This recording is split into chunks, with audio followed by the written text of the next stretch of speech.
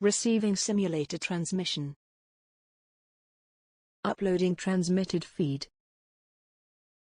Initializing playback sequence. Log execute. Hey everyone, Seipher here, and welcome to the final episode of Seipher Plays Pokemon Fire Red Nuzlocke. In the last episode, we took down Agatha and Lance of the Elite Four, and ultimately learned that we were too late in getting here, as Blue already defeated all 4 members of the Elite Four and took the champion spot for himself. This time, we will be in our final episode, taking on Blue. Once we step through this door, there is no going back.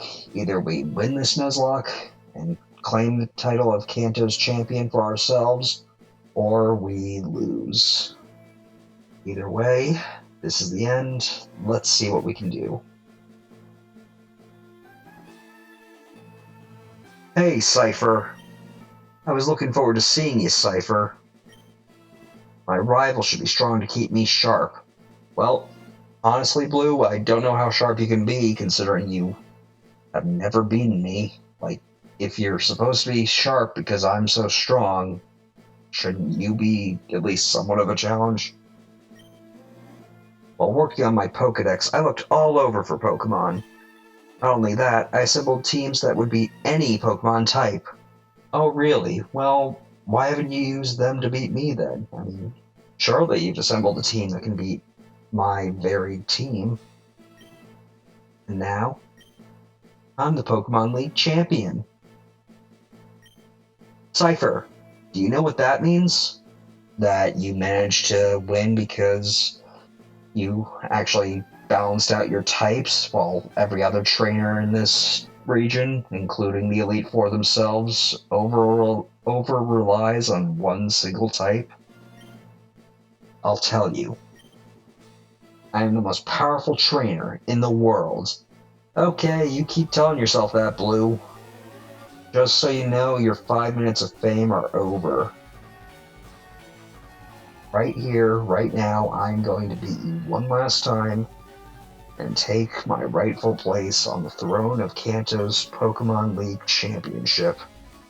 I know I should probably lead with Darwin here, but I decided to change things up. Probably also should have used my rare candies, but figured, might as well keep it interesting, not be too over-leveled compared to Blue. That said, this is going to get a little irritating if he starts sand attacking more and more. But crits help, so 1 down, 5 to go. Gonna be sending out Venusaur next. His starter, strongest Pokemon, likely has a Citrus Berry like the rest. Not too worried about it. Avdol's got this. Honestly, Venusaur, I'd say, is the trade-off for him having 2 Pokemon with Intimidate. This thing is not all that scary. In fact, its main gimmick, to my memory, is that it will set up Sunny Day so that it can Solar Beam instantly, and Sunny Day just exacerbates its fire weakness, so not too bad. Though it could get a little scary if it uses a lot of growths, but I'm not going to give it that chance. Avdol's burning it down, and there's nothing Blue can do about it. Okay, up next is Rhydon. Well, I have just the Pokemon for you. And without a Sunny Day up, there's definitely no way that this thing will survive. So, Surf and Maverick. I mean, stab, super effective move, quad weakness. Should be more than enough damage for this Rhydon, considering it doesn't have really good special defense.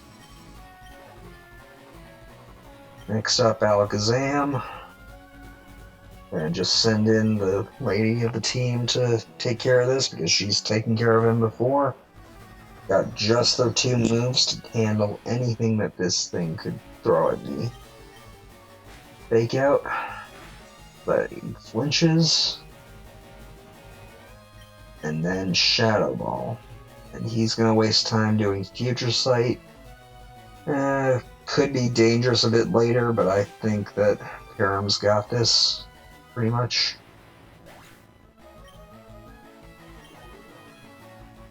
Okay, Gyarados next. Let's go Darwin.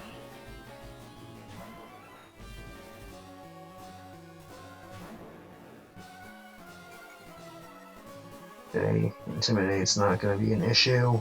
Thunderbolts should be going down easily because Stab super effective, quad damage. Pretty much 6 times damage right there, or rather 12. Sorry, no 6. That's right, 6. Okay. Next up, Arcanine, so let's swap. I think I'll send Param back in just to get a little chip damage, and because I am worried about that Future Sight.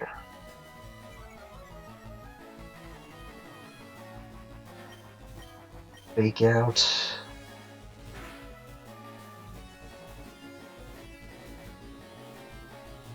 And Param takes the Future Sight. Go with her bulk, I don't imagine it'll do much. And then let's hit it with an Earthquake. I know Rooster probably could have handled this, but might as well see what Param can do.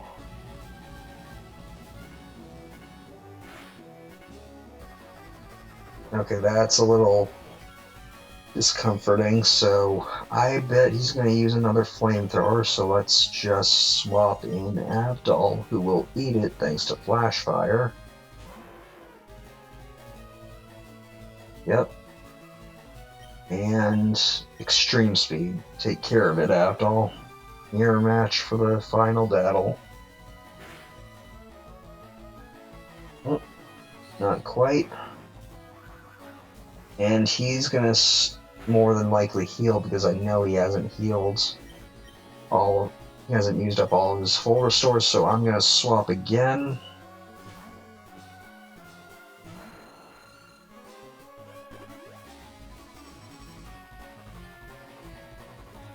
This is being a little tricky, but not anything I can't handle. Ancient Power, Rooster. I know your special defense isn't that good, so we should try and handle this as quickly as possible. Of course, you get an Omni Boost, so that's good. There's literally nothing this thing can do.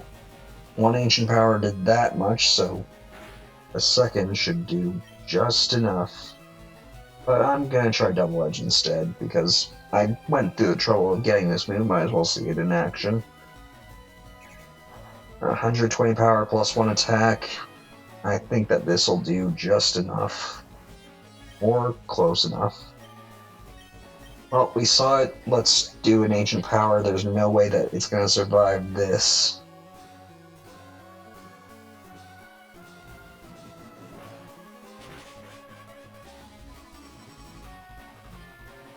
Yep. Critical hit. No chance of survival.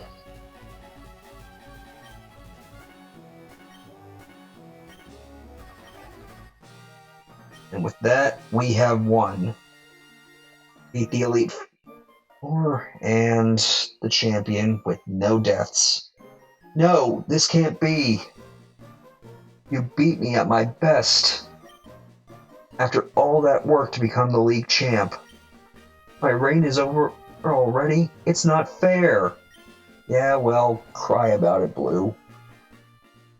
Life isn't fair. Why? Why did I lose? I never made any mistakes raising my Pokémon. Yeah, you did have a balanced team, but then you also had like 2 4x weaknesses. Not exactly the smartest thing, especially against an opponent you've never beaten. Darn it, you're the new Pokemon League champion, although I don't like to admit it. Seipher! So you've won. Sincerely, congratulations. You're the new Pokemon League champion. You've grown up so much since you first left with Squirrel to work on the Pokedex. Seipher, you have come of age. Blue, I'm disappointed in you. I came when I heard you'd beaten the Elite Four, but when I got here, you had already lost. Blue, do you understand why you lost? Because I had a pretty good team, and he had 2 4x weaknesses, and even with the level difference, I still managed to squeak out a good strategy against him. You have forgotten to treat your Pokemon with love and trust. Well, Oak, I'd say that's a bit sappy. I mean, I'm sure he does love his Pokemon and trust them, but I think it's just that I had a decent strategy to deal with every single one of his team members. Without them, you will never be a champ again. Well, that's true. He'll never be able to beat me, so he will never be a champ again. Seipher, you understand that your victory was not your own doing. Or rather, not just your own doing. Yeah, that's true, Oak. I had a lot of resources, had my experience, and a lot of strategy in place to take care of this final challenge. The bond you share with your Pokemon is marvelous. Well, I couldn't have done it without getting some really good encounters. Seipher, come with me.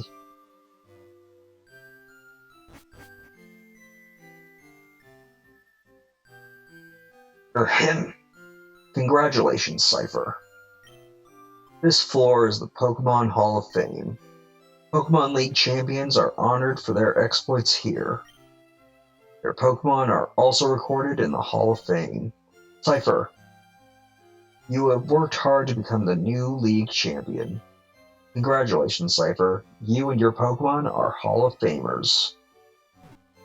Yep, that's right, people. We officially won the Nuzlocke.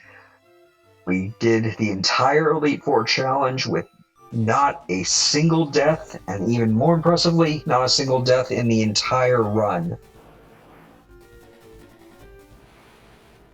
And it's all thanks to these 6. Maverick the Blastoise, Zatara the Alakazam, Abdal the Arcanine, Darwin the Jolteon, Harriman Udalali the Kangaskhan, and Rooster the Aerodactyl.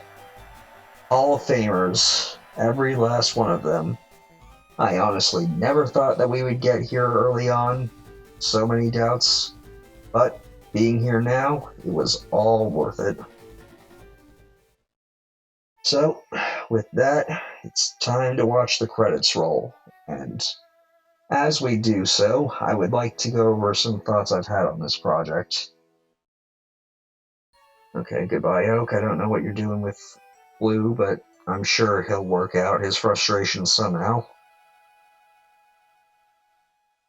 In any case, this was an interesting project. I've done at least one Nuzlocke before, but it was a fairly simple affair and didn't go nearly as well as this one did, though I won't go into that until a later date, as I've said previously.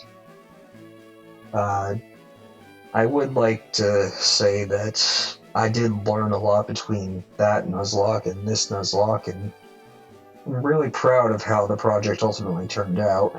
I got to try a new way of experiencing. Well, I got to experience this childhood favorite of mine with a new perspective, a new challenge, a way that I honestly enjoyed far more than I had recently playing the game regularly.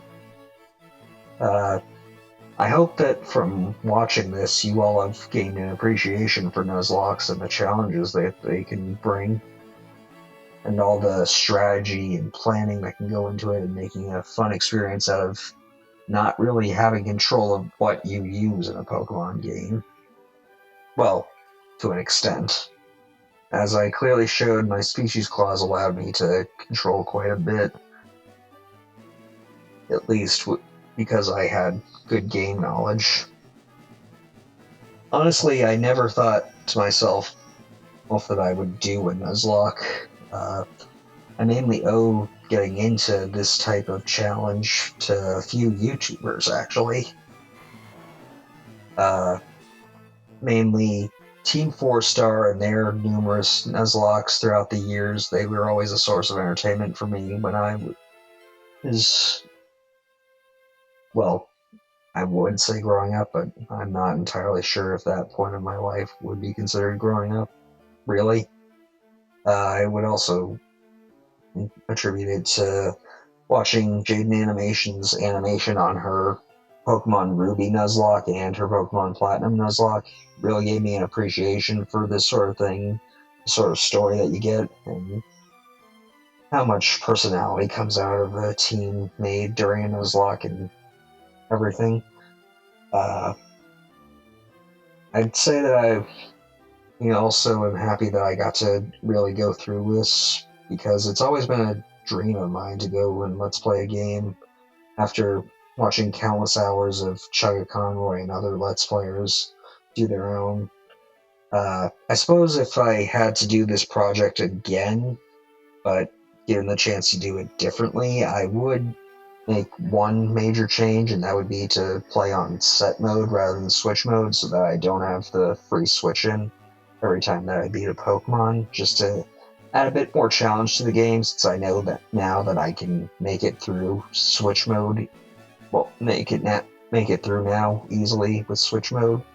Granted, there were moments of tension, times that I almost lost Pokemon, but it wasn't really all that much of an issue. I suppose I would like to thank at least one of my co-workers in real life who watched these videos and basically gave me his feedback on how to improve going forward, and I honestly think that I did improve a lot from this project, so here's hoping that any future endeavors go just as well. With that all said, I would like to thank you guys for watching, and until next time, stay gold. Playback sequence terminated. Transmission disconnected. Simulator reconnection at 22%.